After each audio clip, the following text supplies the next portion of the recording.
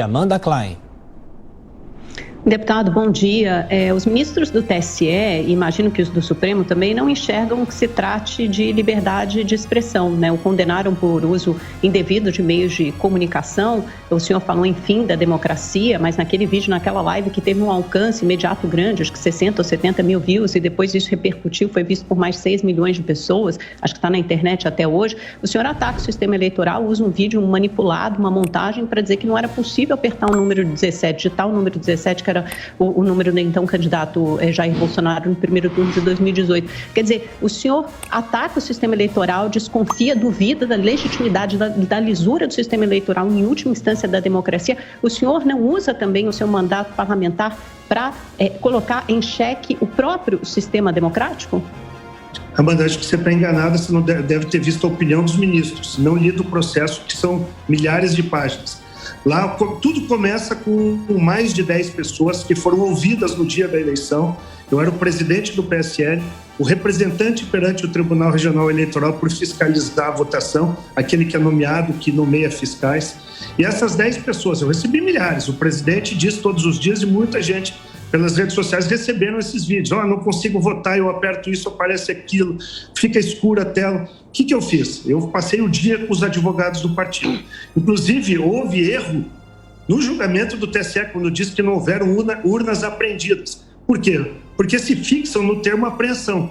Mas eu tenho a documentação que está juntada na minha ação, que 2 urnas, a pedido dos advogados do PSL à época, foram retiradas pelo próprio juiz eleitoral de uma das urnas e foram à perícia pelo TRE. Então não é possível a versão da Justiça Eleitoral, isso é fake news, contra, porque eu estava ali como presidente de um partido indignado, como deputado federal usando minha imunidade parlamentar, de cobrar deles fiscalização sobre as urnas, sobre os resultados que estavam acontecendo, como é que deixaram chegar naquele ponto?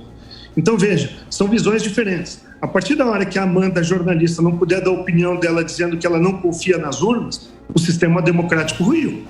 E eu estava ali e fiz questão de dizer, estou como deputado federal usando minha imunidade parlamentar a poucos minutos do fim do processo, para não dizer que teve impacto na eleição, para cobrar.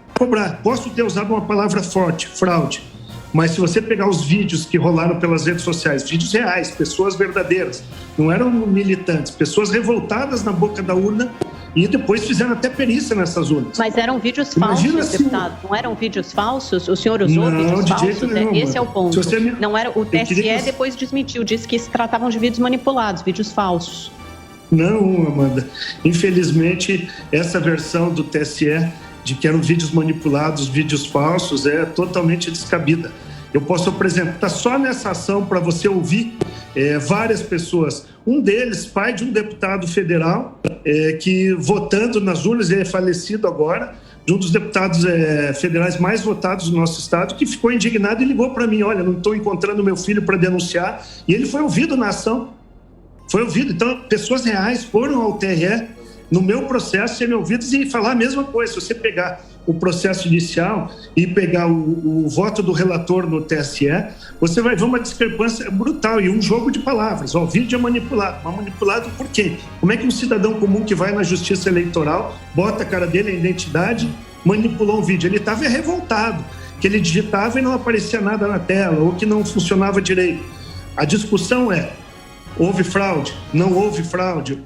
Tinham problemas técnicos nas urnas, mas o cidadão que está ali votando e quer votar no candidato dele, seja A, B ou C, não importa se seja Bolsonaro, Haddad na época, ele quer que ele digite e na hora apareça o voto dele. Okay. E é isso que se tem em discussão.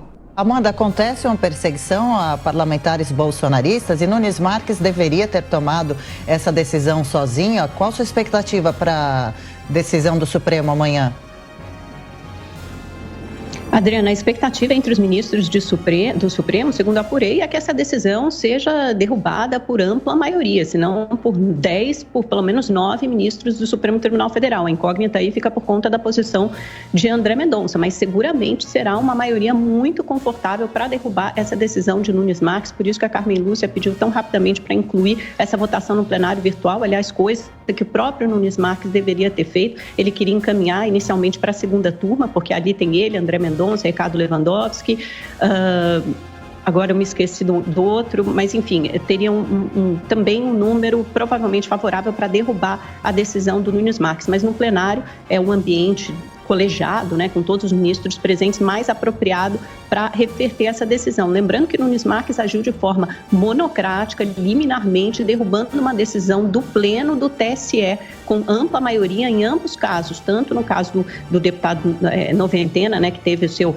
mandato devolvido por Nunes Marques, como também no caso de Fernando Francischini, que ainda é mais rumoroso, porque havia estabelecido uma tese, aberto um precedente para uma jurisprudência importante para ser usado nessa eleição de 2022, aliás, a qual o ministro Alexandre de Moraes se referiu na semana passada. O deputado, o senador, ou qualquer candidato a cargo eletivo que fizer uso de disseminação de fake news, terá o seu registro cassado. E só para corrigir, ele não foi cassado por fake news, o Fernando Francischini, pelo TSE, não foi por isso que ele teve o mandato cassado, foi por uso indevido dos meios de comunicação. Tem outros crimes caracterizados aí, podem ser abuso de poder político, abuso de poder econômico. Em que pese ele tenha feito a live 20 minutos antes do fim, antes do fechamento das urnas eletrônicas, no primeiro turno em 2018, ele mentiu descaradamente, né, e sabidamente, porque ele usou uma montagem, ou seja, uma montagem fake, alegando que eleitores que iam às urnas, a cabine de votação, digitavam 17, mas não conseguiam votar em Bolsonaro. E aí depois era uma montagem tão mal feita que o TSE rapidamente desmentiu e mostrou que aquela era tela para governador, para voto em governador, não em presidente, quando eleitores filmavam aquela tela e fizeram uma montagem dizendo que era voto para presidente.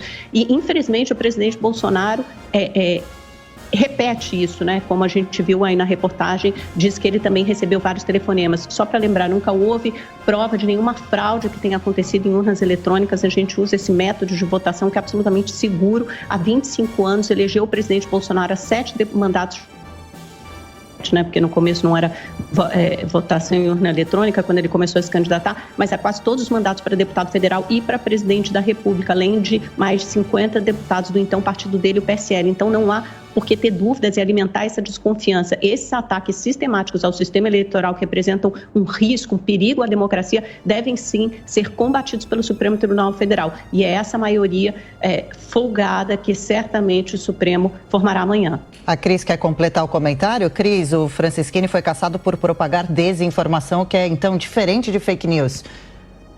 Não, é exatamente a mesma coisa, Adriana. Estão querendo criar um crime que não existe no Código Penal. E só para lembrar, usando a expressão que foi usada aí pela Amanda, só para lembrar, tanto não é seguro o sistema eleitoral que foi invadido por hackers, tanto não é seguro que a Polícia Federal segue investigando, tanto não é seguro que colocaram sigilo sobre as investigações para que o eleitor não saiba exatamente o que acontece.